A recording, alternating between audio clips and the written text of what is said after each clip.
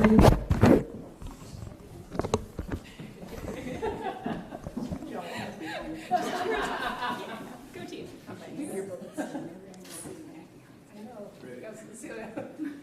one's behind Scott.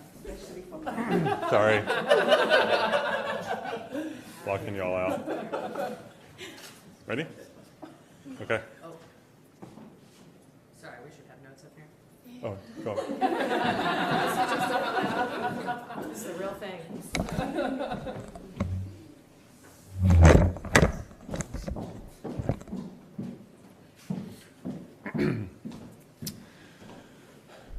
Okay, thank you for being here today, and welcome to 55 Laguna. I want to thank 55 Laguna and Open House for hosting us here today. Open House is an organization serving the needs of LGBT seniors, and many of us worked for many, many years to create this amazing facility and housing for our low-income LGBT seniors. So thank you for hosting us here today. Today, we are announcing a new bill that I introduced at the end of last week, Senate Bill 201.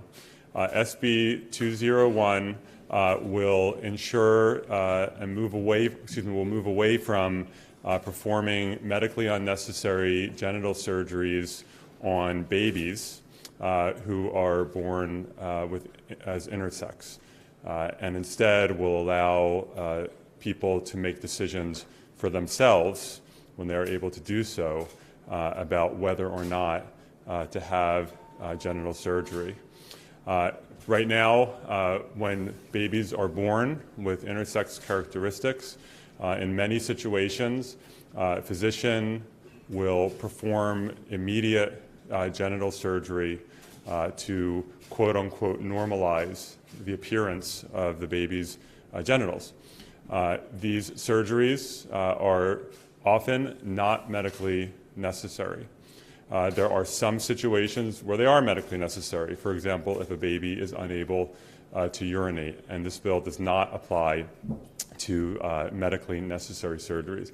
This is about situations where a baby is born healthy and able to thrive as a baby, but has genitalia that are considered quote-unquote abnormal by traditional standards.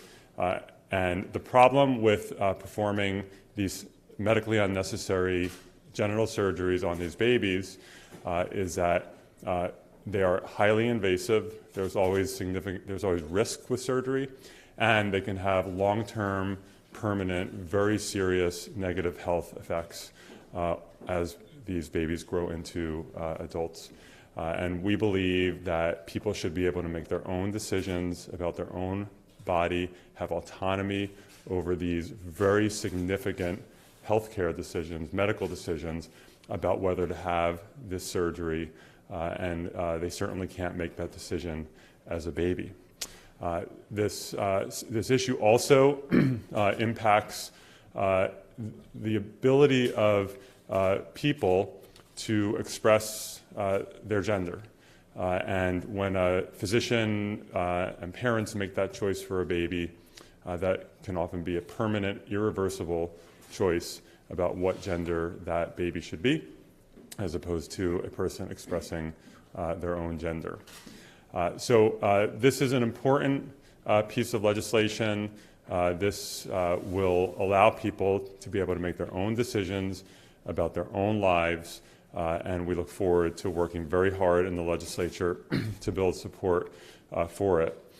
Last year, I authored, and with our coalition, we passed Senate Concurrent Resolution 110, which was a non-binding resolution urging the medical profession to to put an end and to move away from these medically unnecessary surgeries on babies. We got very, very strong support for that resolution, and as a result of that resolution, we were able to do a lot of public education to make sure that people understand why this issue is important. And I also want to note that although several other states have introduced legislation similar to SB 201. If we are able to pass SB 201 and get it signed by the governor, California would be the first state in the country to adopt this type of legislation. With that, we're going to hear from several members of our coalition, and I want to introduce Hans Lindell from Interact, one of our sponsors. Thank you. Hello, everyone. Thank you, Senator Wiener. I'm Hans. I serve as communications director for an organization called Interact, Advocates for Intersex Youth, and I myself am an intersex person. Our community is very excited today. So intersex, as the senator described, intersex, as the senator described, is a word used to describe people born with traits such as chromosomes or genitals that might not line up with typical ideas of what it means to have a male or female body. And some use this word and some don't, but the point is that people like me are often denied the same rights as everyone else. So just as LGB and T were positioned as mental disorders to be fixed, intersex people are often still positioned as physical problems to correct surgically. So a couple of examples of what this means. It's important to name what these surgeries are. So we're not talking about anything that is medically necessary. We're talking about cases in which, for example, a doctor might think that a child's clitoris is too big and might advocate for families to choose a cosmetic reduction. We're talking about cases where a doctor might find gonadal tissue, reproductive tissue, in a person whose sex doesn't otherwise align and advocate for removing that tissue while it could still have fertility potential. We're also talking about vaginoplasties, which a lot of intersex children are subjected to. And this is a very risky and invasive surgery that's often advocated for infants who might not have a vagina, with the assumption that the risks will be worth it for future heterosexual sex. So Interact, our organization, is over 12 years old. We're the only advocacy organization working on this that is led by affected adults ourselves. And so we know firsthand that these procedures affect puberty, sexual function, and potentially fertility forever. And this is what our community has been saying for over 30 years. We're not anti-surgery, we're pro-consent. We want the same rights as anyone else to be able to grow up and make decisions about our own bodies. And so waiting for individuals to grow up and assess their own body and their own risk tolerance is the only decision that gives affected children and their families the most wide open options. So even though we've been saying this, our community has been saying this for a very long time, there are still some practitioners out there that will lobby to make sure that patient voices are unheard, or who say that because some patients are satisfied with this choice, that it justifies the potential devastation for others. So human rights, children's rights, and top LGBT organizations have all stood with us on this. The Human Rights Watch, United Nations, Amnesty International, and the San Francisco Human Rights Commission have all come out in support of the position of individual consent. So California did that too with SCR 110 that we passed last summer. We were supported by the GLMA, ACLU, Trevor Project, PFLAG, and Lambda Legal. So I'm so grateful to all of our allies who have supported us and who are here with us today. It's my pleasure to give the mic over to the legislative director for our co-sponsor, Equality California, Alice Kessler. Great. Good morning. Thank you, Hans. Thank you, Senator Wiener. My name is Alice Kessler. I'm proud to be here today on behalf of Equality California. We're the nation's largest LGBTQ civil rights organization. And as we take this exciting step forward, protecting the rights of intersex Californians and their families, Equality California brings the voices of LGBTQ people and allies to institutions of power in California and across the United States, striving to create a world that is healthy, just, and fully equal for all LGBTQ people. A critical step in that fight is making sure that our intersex friends, family members, and neighbors are protected and empowered. For far too long, our society has denied intersex children and their families the critical, compassionate health care they deserve. No one should be subjected to unnecessary, irreversible, and life-altering medical procedures without their informed consent. We should give people the opportunity to determine their own future with advice from their doctor and their family when they're old enough to make that decision for themselves. And we should celebrate the diversity of our society, the natural differences that make each of us unique, rather than trying to erase or stigmatize people. This is a critical human rights issue. It's one that deserves attention and action. And it's an issue on which California ought to lead the way. So Equality California is committed to working with the legislature and these incredible advocates here this morning to continue the conversation that we started last year with Senate Concurrent Resolution 110. And we're going to, once again, send a strong message of support to intersex Californians and intersex people everywhere. So I want to thank Senator Wiener and all of the co-sponsors of the legislation. And it's my pleasure to turn it over to Maria Komcheva and Mackenzie Eakin, who are both medical students at Stanford Medical Center.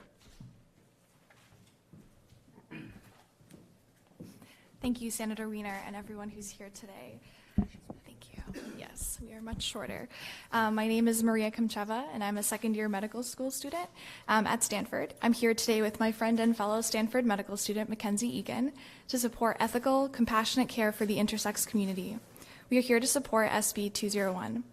As future doctors, we are guided by the principle to do no harm. It's what turns our practice from work into care. If our practice ceases to be patient-centered, we have lost our way as healers. And if we ignore evidence that we are causing harm, we have lost our way as physician scientists. We are here because we have listened to the voices of intersex people. Many are telling us they have been harmed by medical practices that alter their sex characteristics before they could consent, for reasons that were not medically necessary. We are here to affirm that simply being intersex is not something to be fixed. These are stories of when medicine got it wrong. It is our job to hear them with humility. We, as healing professionals, must be grateful, not threatened, when our patients come forward to help us be better. Many have listened, with more professional guidelines emerging that discourage unnecessary interventions, but we must ensure that these recommendations are followed. We are also here because we've seen the data, or rather the lack thereof. Research has not shown that medically unnecessary surgery is helpful to an intersex child, and yet these procedures can carry risks of deep and long-lasting harm. Waiting to perform medically unnecessary surgeries gives intersex people the chance to weigh the risks for themselves, as everyone has said before us. It gives our patients the autonomy we strive to uphold in healthcare and helps better ensure that we do no harm. As the next generation of physicians, we are ready to be part of the change. We are in a position of privilege and can help turn a legacy of paternalism into a future of compassionate care. Our patients, both within and out of the intersex community, deserve nothing less from us. And now, Cecilia Chung, Co-Director of Policy and Strategic Projects at Transgender Law Center, will say a few words. Thank you.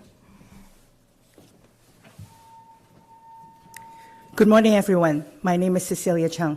Before I got to what I've prepared, I have a side note, is that when I was presiding on the San Francisco Human Rights Commission back in 2004, the report on surgery on intersex infants was one of the reports that I was really excited to support and help to get adopted by the commission. And I am really glad that to see this is finally turning into a piece of legislation by Senator Scott Wiener today in California. And as I mentioned before, I'm Cecilia Chung, and I am speaking on behalf of Transgender Law Center, the largest national trans-led organizations in the country, which advocates for self-determination for all people. And grounded in legal expertise and committed to racial justice, TLC employs a variety of community-driven strategies to keep transgender and gender non-conforming people alive, thriving, and fighting for liberation. As our mission states, we believe in and advocate for the self-determination and body sovereignty of all people.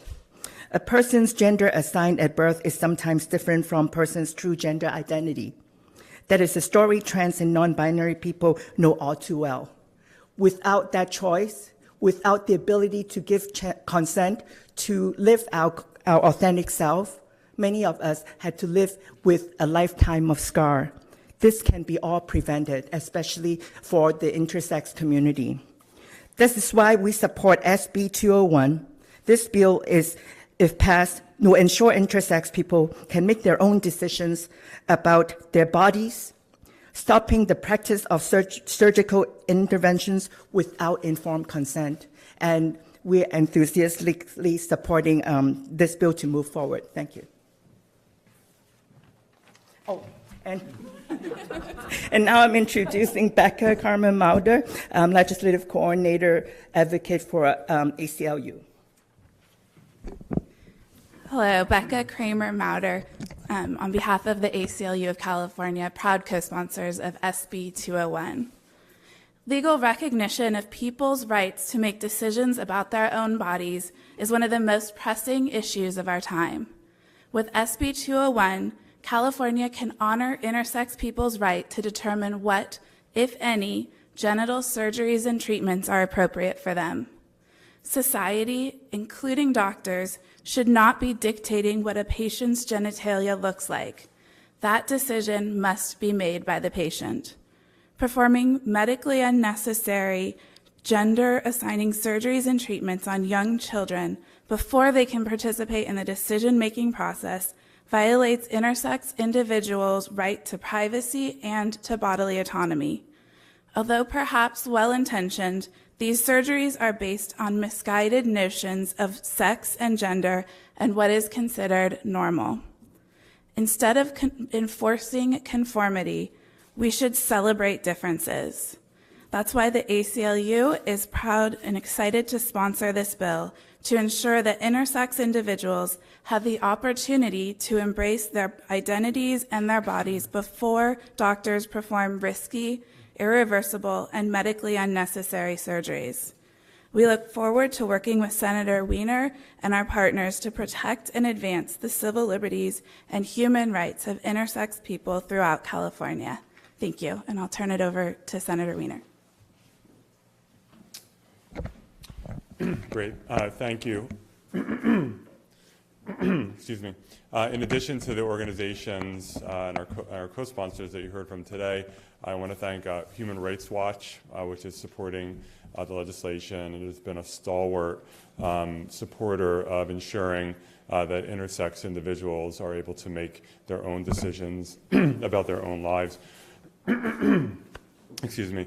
I also want to acknowledge Rebecca Rolfe, the Executive Director of the San Francisco LGBT Community Center, who has joined us.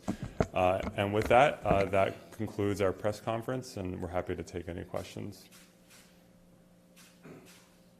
Yes?